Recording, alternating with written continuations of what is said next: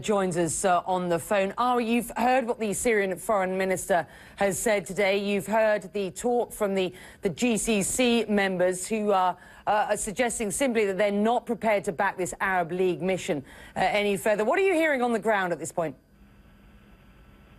Well, activists have also been highly critical of the Arab League mission itself. This morning we headed out to a central Damascus neighborhood because we had been told that a funeral was going to be taking place. But before the activists could even get that underway, the entire area was swarmed by security forces. We ended up in the home of one of the activists who managed to get away and basically ushered us in, and we watched that press conference that the foreign minister gave with them. And they were also expressing their disappointment, their despair, their disgust in what he was saying, because they feel as if the Syrian government is living in an entirely alternate reality. But the activists don't believe that the Arab League is going to have the solution either. We heard from the foreign minister there just how incensed the Syrian government is when it comes to the Arab League initiative itself. And you were talking about Russia, which is very critical because many people have been telling us in many various conversations that they believe Russia is key in shifting the dynamics here should it choose to do so. Should Syria lose Russia's backing at the United Nations, that would possibly deal the government a blow that could alter the dynamics on the ground here. The Syrian government gains a lot of its strength knowing that it has Russia, at least up until now, as an ally. And that is why many say that the government continues to act as if it is still in a position of power, Becky. Fascinating. All right, Arwa, for the time being, we thank you for that. Our Damon is in Damascus. Nick Robertson joins me now in the studio, recently back from a trip to Syria. Nick, you just heard what Arwa has said, and you heard the foreign minister alluding to Syria's relationship there with Russia. Just how important a role does Russia play at this point? Russia really is essentially the gun to Bashar al-Assad's head at the moment. The Russians were the ones who told him to accept the Arab League monitoring mission back in December, to accept the proposal that he should pull back his forces from the streets. And we're beginning to hear from Russian officials that there is discomfort with the way Assad is leading the country, might be leading it towards civil war. How do you know that?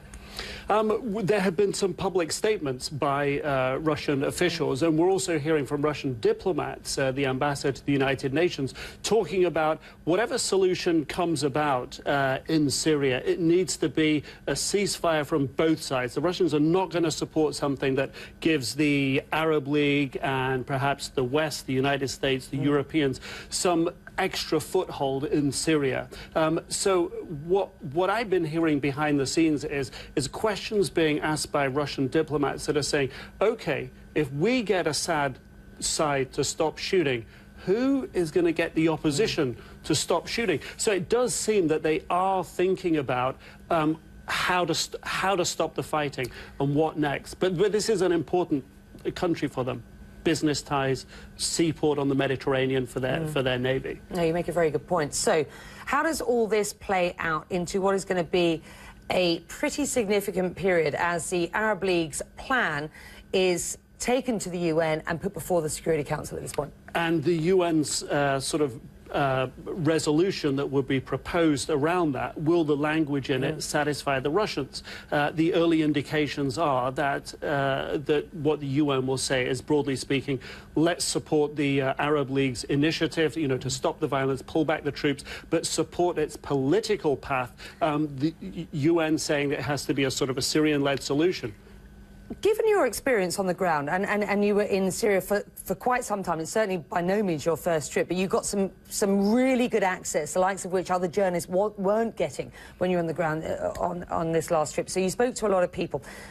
What is your sense of the possible success of a plan that is pitched by the Russians that says ceasefire on both sides?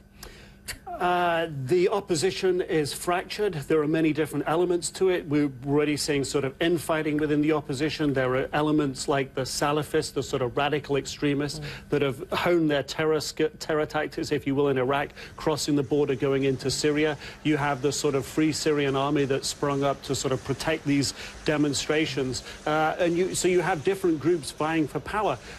And as far as we see politically, on the surface, no country calls the shots over the opposition. So how do you get them to put their weapons down? I would venture that you can probably persuade some of them if they see some real guarantees from Assad.